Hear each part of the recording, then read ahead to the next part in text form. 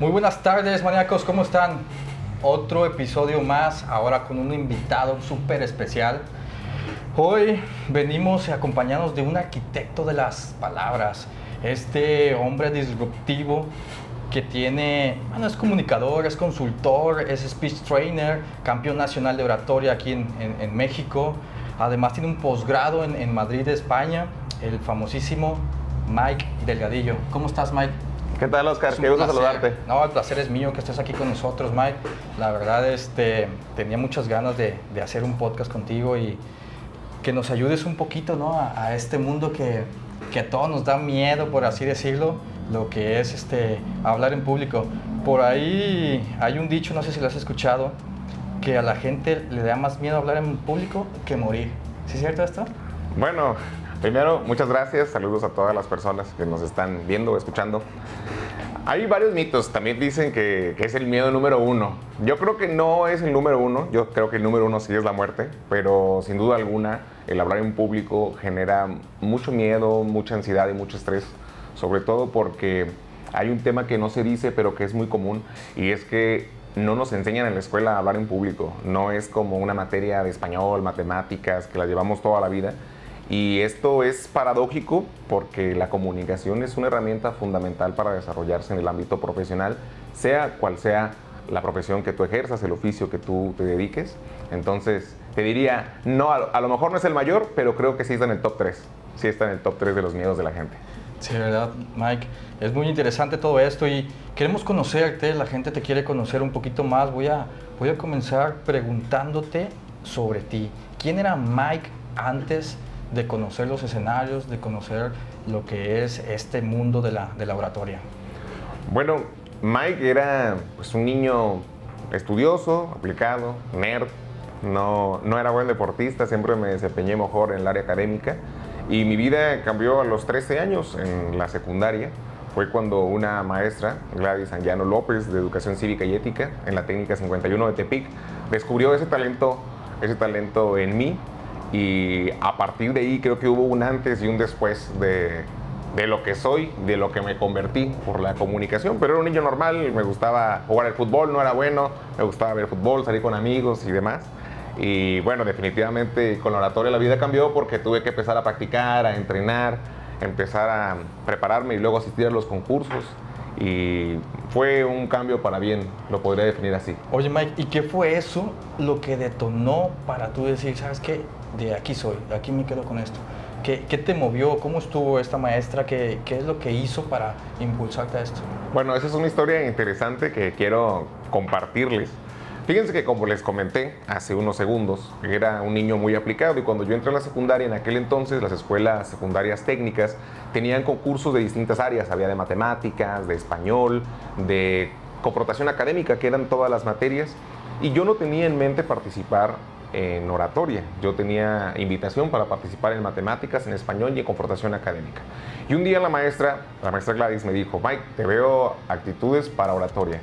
Te voy a invitar a una presentación que va a haber en el Ayuntamiento de Tepic con oradores ya consolidados de aquí para que te des una idea de qué va, porque le dije que yo no sabía qué era eso, nunca había escuchado hablar de eso. Esa es la verdad. Y entonces asisto a la alcaldía de Tepic, veo esa demostración y cuando veo a los grandes oradores con esa elocuencia, con la voz, cómo utilizaban los ademanes y el dominio escénico, yo, un niño de 13 años, honestamente me quedé congelado, me asusté, era un viernes y yo estaba listo para el lunes decirle a la maestra, muchas gracias, yo no voy a participar en esto, la verdad es de que no es para mí. Y me dijo algo que en ese momento yo no había comprendido y que poco tiempo después tomó sentido. Me dijo, bueno, Mike, quiero decirte que si no participas en oratoria ya no vas a poder participar en ninguna otra competición, porque hablé con mis amigos, mis compañeros maestros, y les dije que tú tienes un talento innato y que si te llevamos por otra área vas a desaprovecharlo. Y bueno, yo primero me sentí un poco frustrado porque yo quería participar en otra cosa que no fuera eso. Y la verdad es de que me daba miedo, por eso yo no quería participar en oratoria. Bueno, empecé a prepararme un poco resignado y resulta que todo pasó como una bola de nieve porque gano el concurso intramuros, que era el de la escuela, y luego gano el concurso de zona, y luego el municipal, y luego el estatal, y en menos de 2 meses yo era el primer alumno de primer grado que iba a participar en un nacional de escuelas secundarias técnicas, iba a competir contra los de tercer año. Y bueno, eso fue lo que de pronto cuando fui viendo que era bueno y luego descubrí que había un concurso muy famoso en Nayarit que se llama Juan Escutia, que hay etapa municipal y luego estatal donde te pagan dinero, entonces yo vi una oportunidad gigantesca de quedarme ahí, ¿no? Yo era un niño de 13 años y que había un concurso que ganaba 1,500 y en otro que ganaba 3,000 pesos y ya me alcanzaba para decirle a mi papá, oye, ¿puedes llevarme a Guadalajara a ver un partido de las Chivas? Yo lo pago. Entonces yo me sentía poderoso, ¿no? A los 13 años con 3,000, 4,000 pesos. Y eso fue, la verdad, el primer incentivo para yo quedarme en la oratoria. Fíjate, todo por dinero, amigo Maya. Sí, la verdad es de que no puedo negarlo, ¿no? O sea, sí fue un gran motivador en ese momento. No te creas, Mac. Fíjate, ahorita que nos cuentas esa parte, ¿aún recuerdas lo que sentiste en ese primer discurso que diste? ¿Qué sentiste? ¿Cómo fue? ¿Te salió como tú creíste? ¿La regaste en algo? ¿Qué pasó? A ver, cuéntame. Bueno, la verdad es de que sería mentiroso si te dijera que no sentí nervios, que no sentí miedo.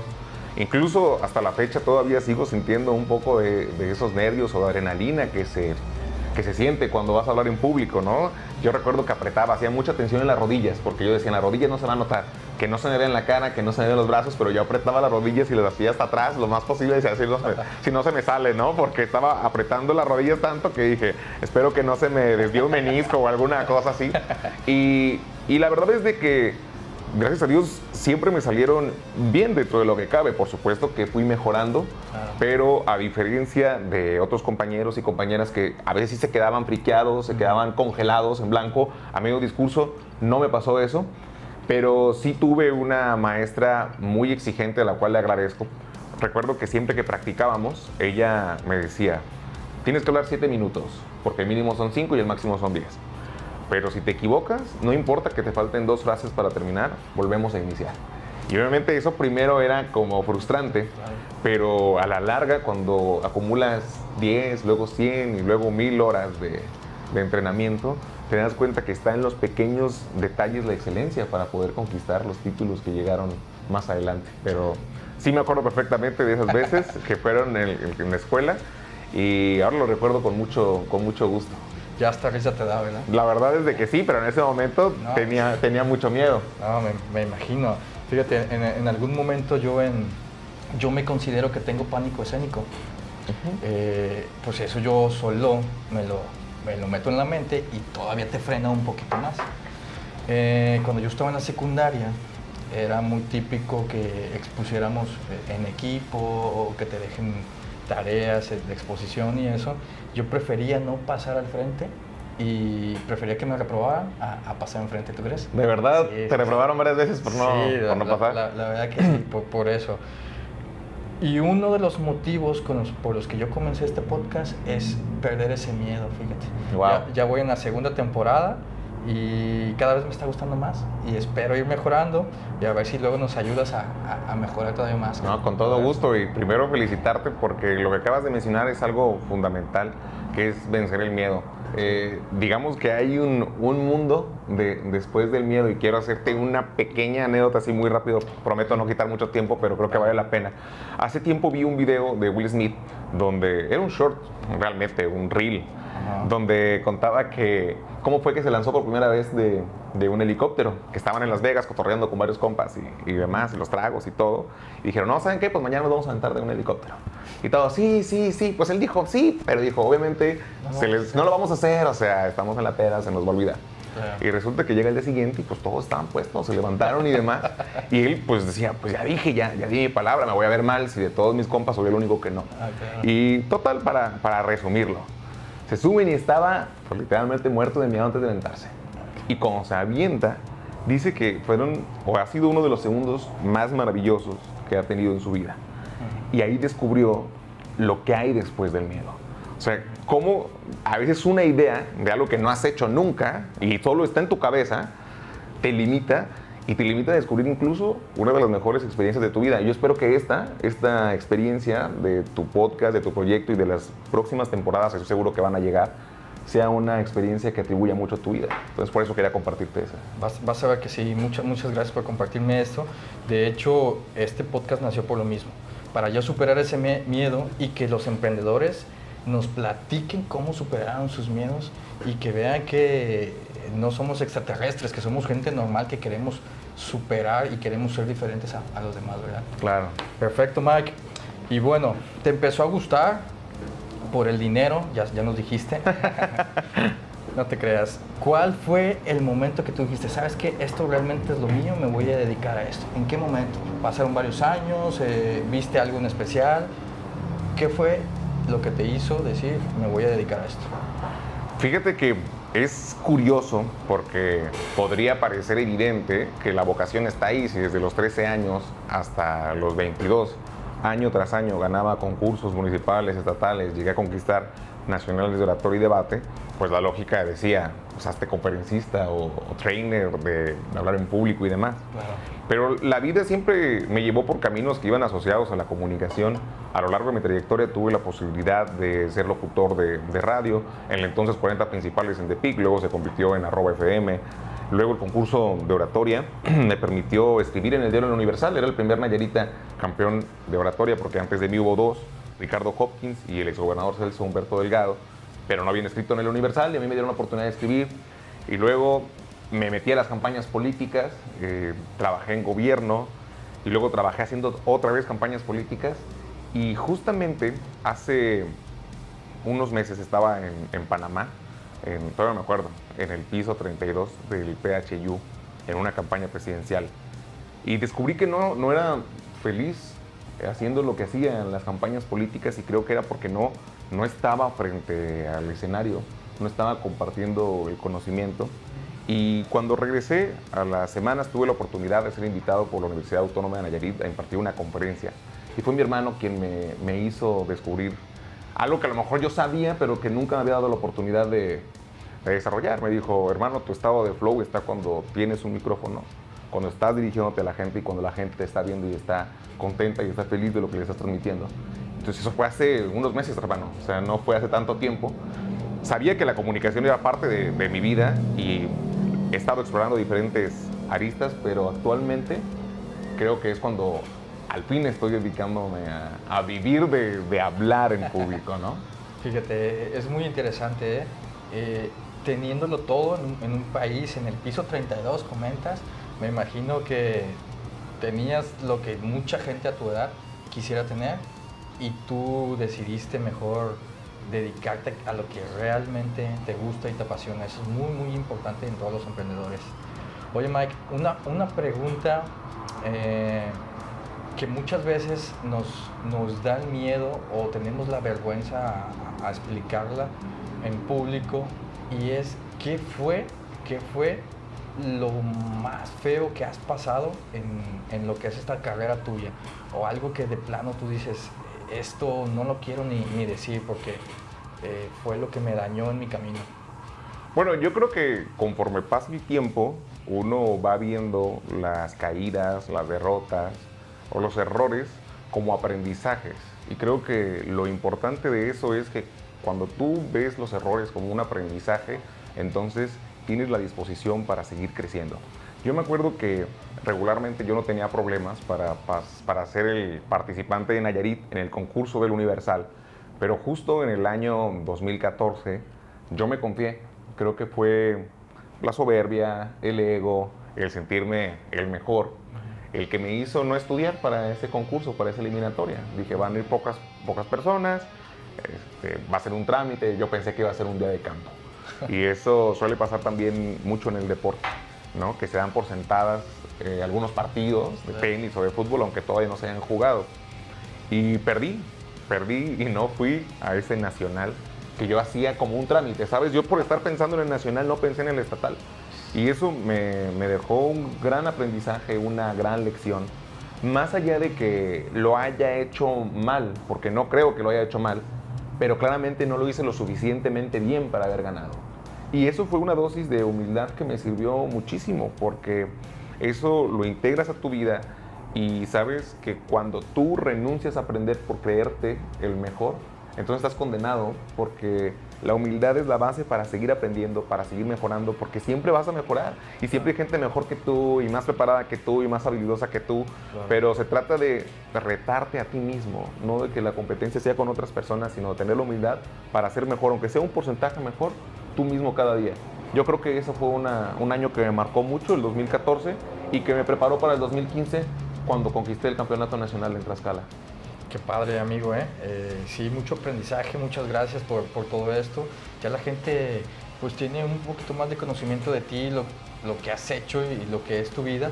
Me gustaría pasar ya a que nos expliques un poquito de este mundo. La verdad yo tengo muchas dudas, necesito practicar mucho.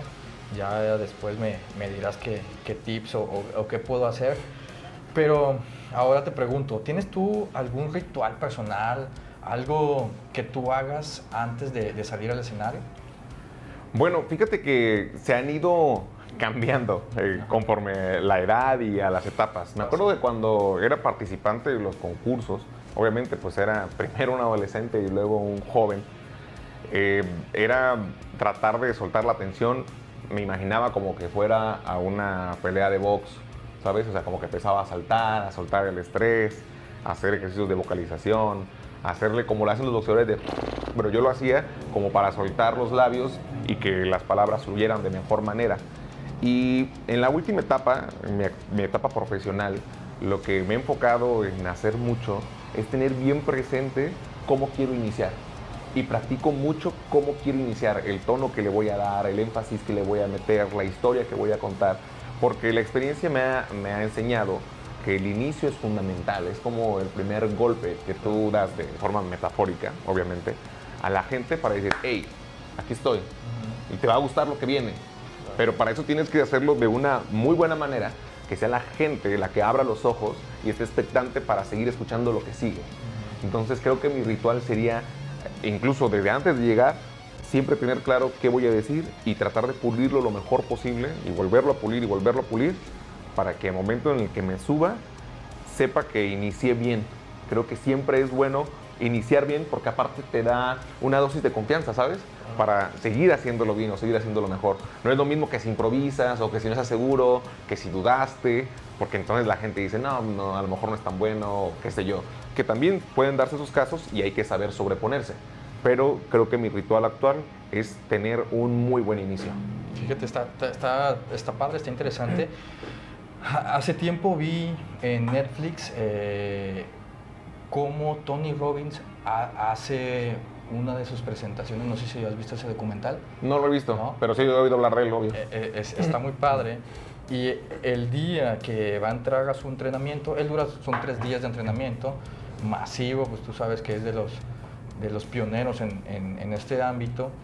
Él se mete en hielo, ya estando atrás del escenario, empieza a brincar también, empieza a gritar, pone su música a todo volumen y sale con mucho poder, mucha potencia. Se me hizo interesante lo que tú haces, lo comparé con él y pues definitivamente sí tienen varias cosas similares.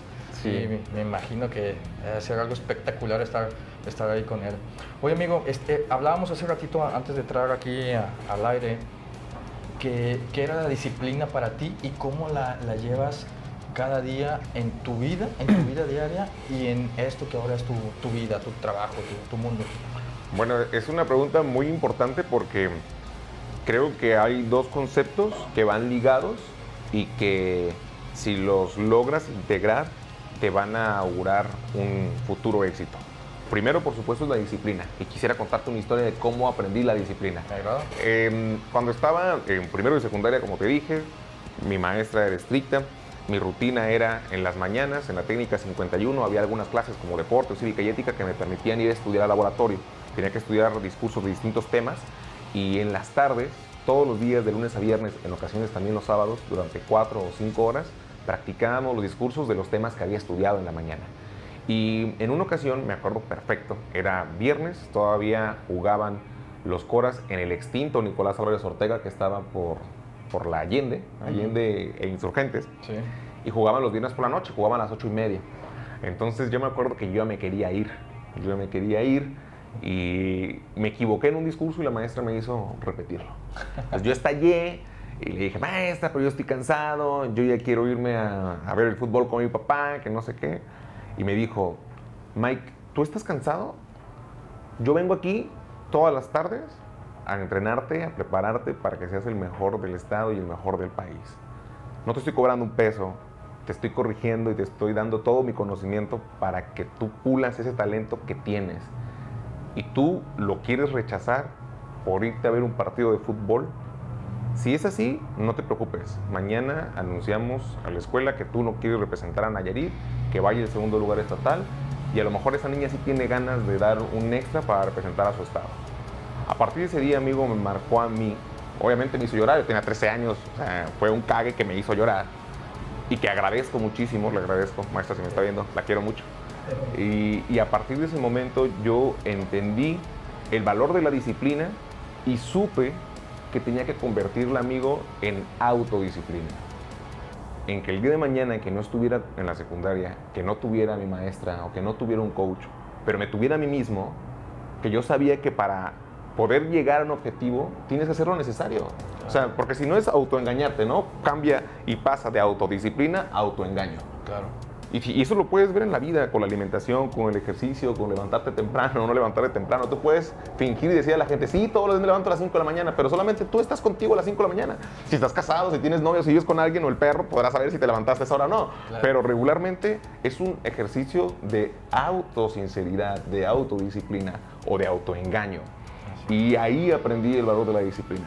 Entonces, yo he tratado, obviamente han ido cambiando dependiendo de la etapa de mi vida, haciendo algunas modificaciones a mis hábitos, pero poco a poco vas desprendiéndote de cosas que sabes que invariablemente te van a afectar y vas adquiriendo e integrando otras que te van a hacer bien. Desde dormir bien, leer, hacer ejercicio, prepararte y capacitarte. Entonces digamos que eso significa la disciplina para mí. Hacer lo necesario, aunque no te vean, porque sabes que es importante. Definitivamente, Mike. Muy interesante tu historia y muy inteligente tu maestra, ¿eh? La verdad sí es algo de admirarse, porque cómo te manejó, te dio la vuelta con lo que te comentó, pero también tú cómo agarraste el rollo, por así decirlo, y definitivamente, pues aquí estás, mira, ¿ya? Los resultados los tuviste. Oye, Mike, yo traigo una frase ahí que gracias a la disciplina, a mí la disciplina me ha ayudado muy mucho. Yo no fui el más listo de mi clase, yo no fui el mejor en los deportes, pero la disciplina me ha hecho dar ese extra, como tú lo dices, para sobresalir ante mis compañeros, por así decirlo.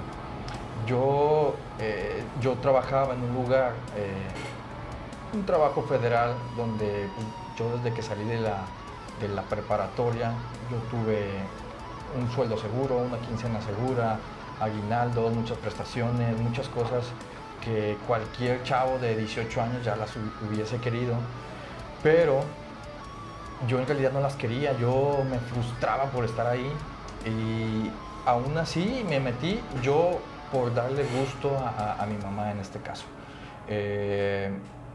Estuve 12 años en esta institución, pero desde el primer día estuve como un león enjaulado, yo así lo digo, queriendo ver qué hacer en otros lados, viendo la manera de dar ese extra y con la disciplina que te comento, poder sobresalir ante las personas. Yo desde el primer día puse negocios aparte, puse estacionamientos, puse una boutique, un food truck, variedad de negocios, y llegó un punto donde todos mis compañeros me decían que ya querían, nosotros descansábamos los fines de semana, todos mis compañeros ya querían que llegara el viernes para descansar, ya quiero que sea viernes, puta madre, porque es lunes, porque es martes, y todo les daba miedo ese día.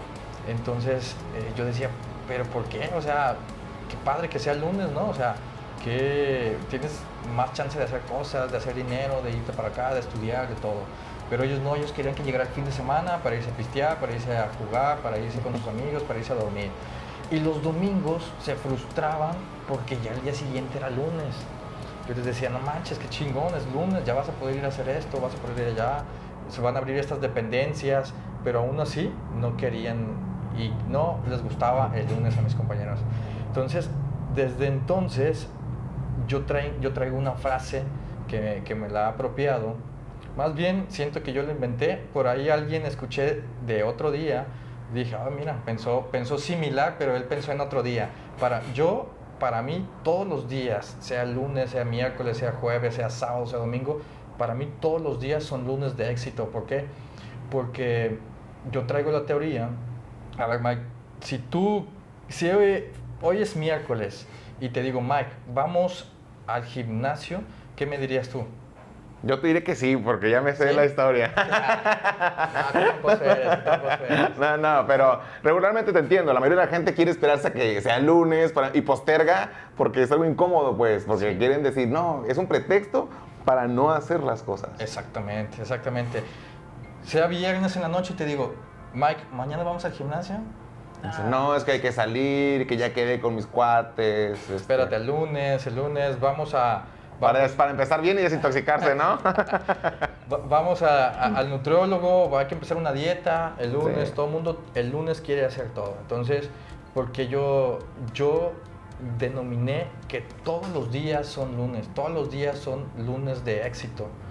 Sea lunes, sea miércoles, sea jueves, sea sábado, tiene que ser para ti un lunes de éxito donde tú puedas iniciar con lo que tú quieras, ya sea una dieta, ir al gimnasio, a leer un libro, hacer ejercicio, lo que tú quieras, que tú sientas que todos los días son lunes y que no tengas el pretexto de iniciar otro día. Se me hizo muy padre, agarré esa disciplina y ya lo tomé como un día a día. Ya para mí no me molesta cualquier día, o sea, a veces me levanto los domingos a las 6 de la mañana, voy al gimnasio y oye, ¿qué onda? Espérate el lunes, no, o sea, ahora es lunes para mí, o sea, no hay otro día. Se me hizo muy padre y lo relaciono mucho con la disciplina y pues aquí estamos. ¿Cómo ves? No, la verdad es de que me parece muy interesante lo que dices porque al final se convirtió en un estilo de vida y creo que platicábamos hace unos minutos antes de entrar a grabar que toda meta, que todo sueño a veces sí implica motivación, sobre todo al inicio, pero para mantenerse se ocupa disciplina. Y el lunes de éxito creo que es una invitación muy, muy linda, muy potente, muy fuerte para decir que no tienes que esperar a que sea el momento adecuado, ¿sabes? Y eso también se lo podemos compartir a los emprendedores. Tú eres un gran emprendedor, eres un gran modelo, ya has platicado un poco de tu historia, que yo admiro porque es paradójico, porque aunque te daba miedo hablar en público, en un aspecto de tu vida, nunca te ha dado miedo emprender como tal. Y si te ha dado miedo, has podido superarlo. Y eso requiere valor, requiere garantías. Y yo fíjate que había visto que las personas que tienen como un patrón de personalidad como el mío, que tenemos algo que se denomina en psicología rumia o sobrepensamiento, que es darle vueltas y vueltas y vueltas a una situación, hace que nos quedemos estáticos muchas veces. Porque valoramos tanto las posibilidades de lo que puede salir mal, que entonces no haces nada. Sí. Y a veces tiene un gran valor lo que tú haces, porque aún sabiendo las cosas que pueden salir mal, te animas y dices, bueno, pues es una posibilidad, pero ¿y si sale bien? ¿No? Que es como el no, ya lo tenemos. Exacto. Y yo creo que así nacen las grandes historias y así nacen las grandes oportunidades, atreviéndote a hacer las cosas, porque si tú te quedas planificando, que yo no digo que esté mal, pero en exceso sí, porque entonces te quedas en la inacción, o sea, no haces nada y es igual que hubieras pensado o no pensado porque no hiciste nada, ¿sabes? O sea, igual y te hubieras quedado dormido y no pasaba exactamente nada. Nomás entonces, sí, exactamente. Entonces yo te felicito por esa filosofía, yo la he adoptado desde que te conozco, porque coincido con ella, me parece funcional, me parece muy agradable y me parece una excelente invitación a las personas, independientemente del área en el que se desempeñen, para que no pongan pretextos y que pongan motivos para hacer lo que quieran hacer. Así es, entonces, feliz lunes de éxito. Feliz lunes de éxito. Oye, Mike, hablando de eso, sabemos que no todo es bonito.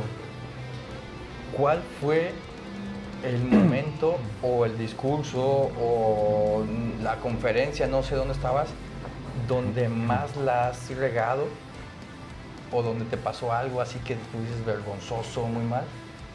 Y si pudiste resolverlo de cierta manera, ¿y cómo lo resolviste?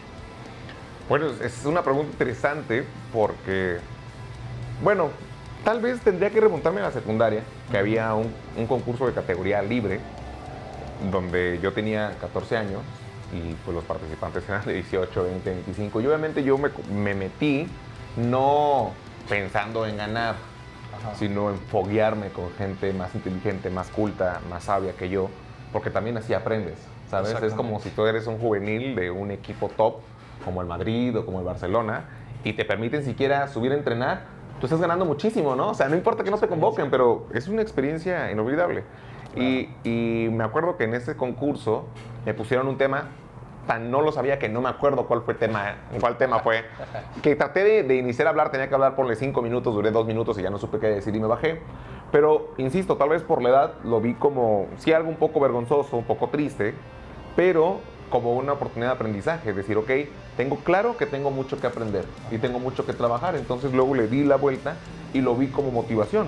En otros casos, como tal en concursos o en charla, sí ha habido veces que pasas por algún lapsus que dices en qué estaba o en qué me quedaba, pero trato rápidamente de hilarlo para reconectar la atención y a veces creo que eso también te muestra humano y creo que es importante porque muchas personas, como tú mencionabas hace unos minutos, creen que eres invencible o que tú eres perfecto y no, o sea, yo a veces un video de redes sociales tardo 17 veces en que me salga, aunque dure 30 segundos, ¿no? Sí. O sea, porque a veces uno se traba y te equivocas o parpadeaste, chin, así no se decía, así no era el dato, etcétera. Exacto. Pero yo creo que lo importante es saberse humano, reconocerse con errores y trabajar para que, no para ser perfecto, sino para tratar de solucionarlos de la mejor manera. Creo que ahí radica mucho el crecimiento en lo que sea que hagas. Entonces, eso sería uno de los momentos que yo recuerdo. Fíjate. No, está muy bien, ¿eh? Yo creí que me ibas a decir, ¿sabes qué? Me estaba haciendo del baño, me hice del baño. Afortunadamente, hasta el momento no. Espero que no suceda. No te creas, Mike. Ahora, el otro lado de la moneda. ¿Qué ha sido lo más emotivo, lo más bonito que has vivido en un escenario, en una presentación, en un coaching? Bueno, yo creo que el momento más bonito en la carrera de hablar en público fue cuando gané el concurso nacional de oratoria y debate del Universal en 2015. Ya había tenido la oportunidad de ser campeón nacional de oratoria a los 18 años en Zacatecas, solo de debate, perdón. Okay. Y fue muy emocionante, pero creo que el 2015 fue un año muy simbólico para mí, ¿sabes? Porque había vivido un tema personal, había terminado una relación de casi 5 años. Aunque estaba chavo, pues estaba bien dolido, estaba agüitado. Sí, o sea, había pasado por varias cosas difíciles, familiarmente hablando, sí. Incluso personalmente hablando. Fue muy simbólico porque yo, la verdad, en ese concurso, no me acuerdo si fue en el segundo discurso, eran como 4 etapas para ganar ese concurso. Primero era el discurso preparado, luego un discurso improvisado, luego era un debate parlamentario y al final pasaban 4 personas y era un debate presidencial. Y yo en la segunda etapa sentí que no lo hice tan bien, ¿sabes? Yo dije, chin, no voy a pasar. Y cuando paso a los 16 mejores, perdón, a los 8 mejores, de los 16 a los 8, dije, si ya la pasé, como en play-in, ¿no? O sea, como repechaje, yo no lo voy a dejar ir. Y aunque he entrado de último, tengo otra oportunidad. Claro. Y eso fue como una chispa que me dio otra vez combustible, otra vez gasolina para dar lo mejor. Y no sé si haya sido mi mejor concurso, la verdad no lo sé. Pero sí es el que más he disfrutado y el que más bonito sentí cuando dijeron en primer lugar Nayarit. Es algo impresionante, ¿no? Porque yo no lo veía solo como un logro personal, sino lo veía como un logro para mi familia, para mi abuelo, para mi universidad, para mi estado. Y algo que a mí me hizo sentir muy bien. Y no tanto por el ego, ¿sabes? Porque esto es verdad. Cuando llegábamos a los concursos, siempre preguntaban, ¿y tú de qué universidad vienes? Y llegaban los del UNAM, llegaban los del TEC de Monterrey, los de la Libre de Derecho, los de la Panamericana, los de las escuelas rimbombantes o de los estados rimbombantes. Y te dicen, no, pues tú no conocemos ese estado, no conocemos esa universidad, ¿no? Y cuando ganamos dije, bueno, yo creo que ya la van a empezar a conocer, ¿no? Como la típica esa que salió en las noticias, que un lugar escasamente poblado. Exactamente, no. Nos hacen menos, pero bueno, también creo que hay mucho talento que demuestra que no importa dónde vengas, sino hasta dónde llegas. Exactamente. Qué buena onda. Oye, hay que traer la carnita un poquito. Claro. A ver, ya estas son casi para mí, pero me imagino que el público tiene, o muchos tenemos esa misma pregunta. Para alguien que le da miedo hablar en público, ¿qué tips o qué le recomiendas para iniciar así de lo más básico? Ok, bueno, quisiera darles un consejo desde la psicología más que de la motivación, porque la motivación es anímate a hacerlo. Claro, eso es evidente que tienen que animarse a hacerlo. Hay un concepto que se llama aproximaciones sucesivas. ¿Y en qué consiste? En que si tú quieres que alguien hable, por ejemplo, 5 minutos, pues sería un poco incoherente que si nunca ha hablado 5 minutos le pidas que los hable de un jalón. Entonces, ¿qué es lo que haces? Primero que hable 30 segundos y cuando logre hablarlos bien, entonces le pides que hable 1 minuto y cuando logre hacerlo bien, luego le pides que hable 3 minutos y luego lo escalas a 5 minutos. Entonces, lo primero que les diría es, comiencen con poco. No quieran comerse el mundo, porque luego dicen, no, ¿sabes qué? Si yo quiero dar una conferencia, espérate, pues primero da un pequeño speech o da un pequeño discurso y luego lo vas escalando, ¿no? Luego una TED y luego ya una charla larga. Otro consejo rápido que daría es que tengan una estructura. O sea, tienen que saber, si van a decir 3 cosas, está bien. Inicio, desarrollo y final. Pero que lo tengan claro. Porque muchas veces las personas no tienen claro lo que quieren decir y quieren ir construyendo. Pero cuando tú vas construyendo desde la nada, es mucho más difícil, como en la construcción, por ejemplo, en el inmobiliario. Tienes que tener los cimientos. Si no tienes los cimientos, ¿cómo vas a iniciar? ¿De qué vas a hablar? Va a ser muy complicado. Y como tercer punto, y muy rápido, es que traten de documentarse lo más que puedan del tema que decidan hablar. Es mucho más sencillo hablar de algo que conoces que de algo que no conoces. Exactamente, muy importante. Órale, ¿alguna técnica o algo para hablar con mayor seguridad? Bueno, yo lo que les recomiendo es de que varíen los tonos de voz para no aburrir. Y para hablar con mayor seguridad, lo que les recomiendo también es que practiquen. Cuando digo que practiquen, no es solo que repiten. Sí, lean primero en voz alta, pero cuando ya tengan algún pequeño speech, platíquenlo frente al espejo, grábenlo y escúchenlo en Not Voice, aunque a muchas personas no les gusta escuchar su voz, y vean dónde pueden poner más énfasis. Hablen claro y practiquen la dicción y la pronunciación. Esto lo pueden hacer muy fácilmente con los trabalenguas para que abran bien la boca y gesticulen bien y que el sonido pueda salir lo mejor posible y que sea más claro. Al ser más claro y al ser un buen volumen, hace que se escuche con mayor seguridad lo que estás diciendo. Me agrada, súper importante.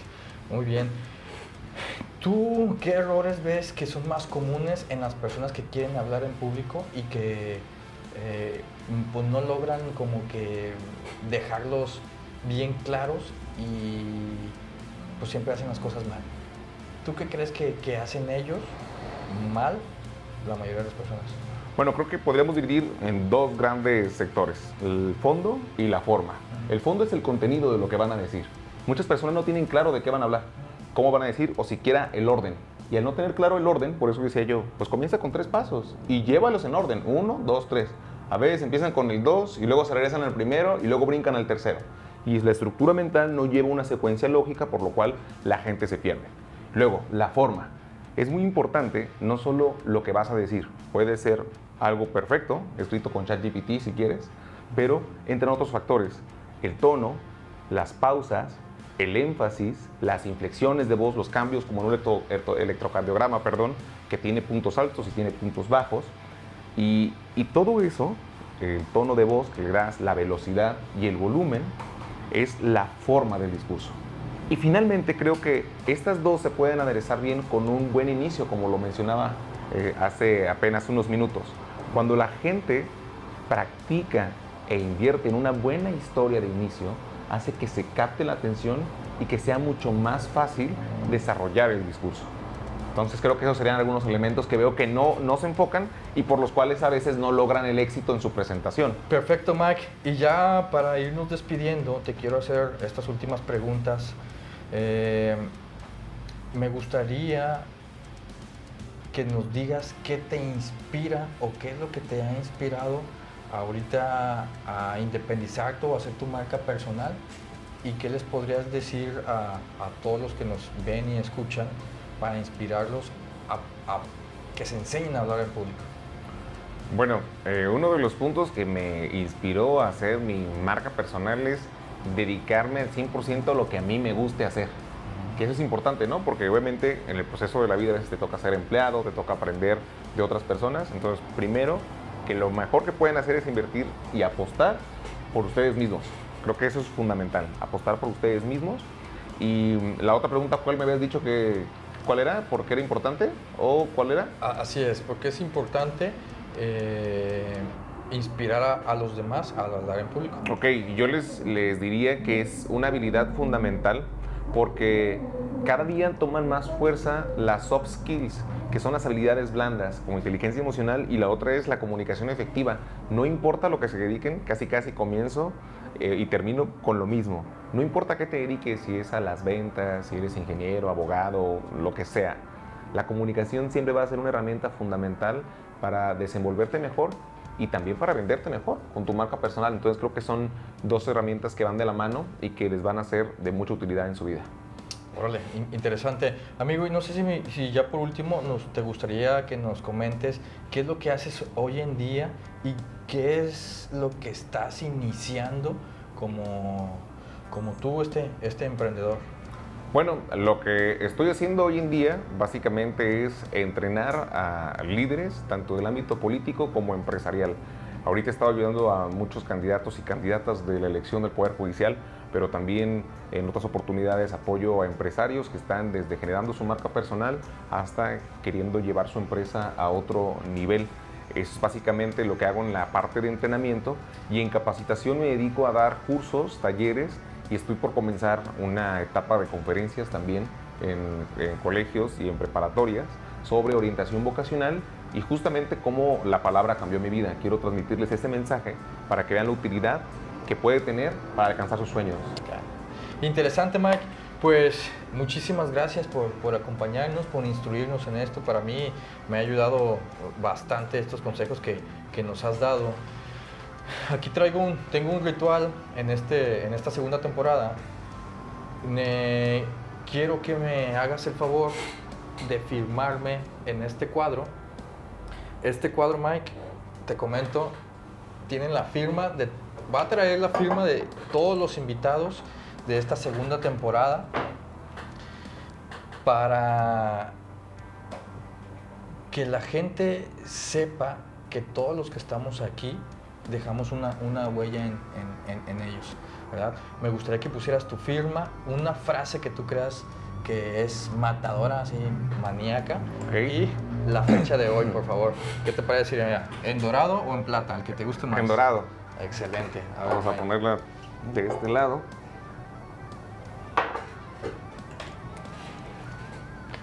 Bueno, un poquito más ¿Marca? abajo, de aquí Ok, para abajo, por perfecto. favor. Perdón. No te preocupes.